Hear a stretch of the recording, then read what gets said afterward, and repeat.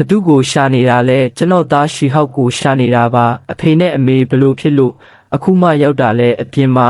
အရန်ပူတယ်မြန်မြန်ဝင်လာခဲ့ပါဒီလောက်လေးတဲ့ဟာကိုဘာလို့ကိုယ်တိုင်တည်လာတာလဲအဖေနဲ့အမေ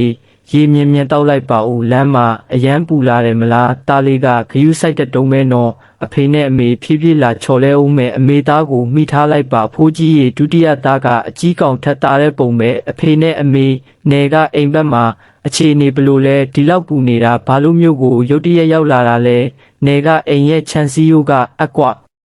တဲနေပြီးမပြင်းရင်ပြိုကျမှာဆိုလို့အဖေနဲ့မင်းအမေခုလာတာကမင်းစီကနေ3000လောက်ချေးချင်လို့ပါအဖေက3000ကဘာလောက်မှလဲတာ1000လွှဲပေးလိုက်မယ်အမေနေရန်ကိုပြင်မဲဆိုရင်ခိုင်ခန့်လေးပြင်လိုက်ပါလူကြီးတွေနေတာဆိုတော့လုံခြုံရေးကအရေးကြီးဆုံးပဲတကယ်ပေးတာလားတကယ်ပေးတာပါတားလေးရေအမေမင်းကိုချစ်ရကြိုးနှက်ပါတယ်1000နဲ့18သိန်းနဲ့လက်မှတ်ကိုဝယ်လိုက်တာမရှုံးပါဘူးနောက်တစ်ဆင့်ကရောသူတို့ကြည်နူးသွားပြီးလက်မှတ်ထိုးတဲ့အထိလုပ်ရမယ်ကိုရင်မင်းကောင်းမှုနေပြန်ပြီလားအမေ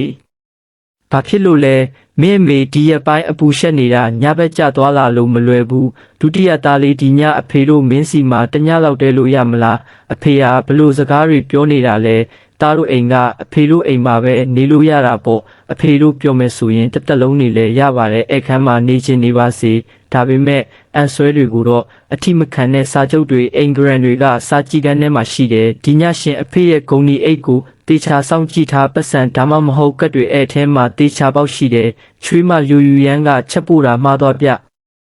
အတန်ဖိုင်ကအခန်းက Bluetooth speaker မှာတွားမြည်နေတာဖြစ်သည်ဒီညရှင်အဖေရဲ့ဂုံဒီအိတ်ကိုတေချာဆောင်ကြည့်ထားပတ်စံဒါမှမဟုတ်ကတ်တွေအဲ့ထဲမှာတေချာပေါက်ရှိတယ်အဖေနဲ့အမေအဲ့လိုသဘောမျိုးမဟုတ်ပါဘူးအိတ်ကြီးအပြင်မှာထားရင်မလုံးကြုံမှာစိုးလို့ပါငါပတ်စံပါလာတယ်လို့မပြောရသေးဘူးလေဒီအိတ်ထဲမှာပတ်စံရှိတယ်ဆိုတာမင်းဘလို့သိတာလဲအဖေလူရန်ကအရန်စိုးရိမ်သွားလို့ပါသူကစကားပြောရင်တေချာမစင်စားတတ်ဘူးကိုရင်ဒီညဒီမှာပဲအိတ်ကြတာပေါ့အခုသွားမကြည့်ရင်မနှက်ဖြန်သူတို့ပြန်သွားလောက်တယ်ဒါကမကောင်းဘူးထင်တဲ့18သိန်းတောင်လေးရှင်ကသဘောကောင်းချင်နေသေးတာလားဒုတိယအဆင့်မှာတော့မင်းတို့တွေလူလဲကြတာပေါ်သွားပြီပေါ့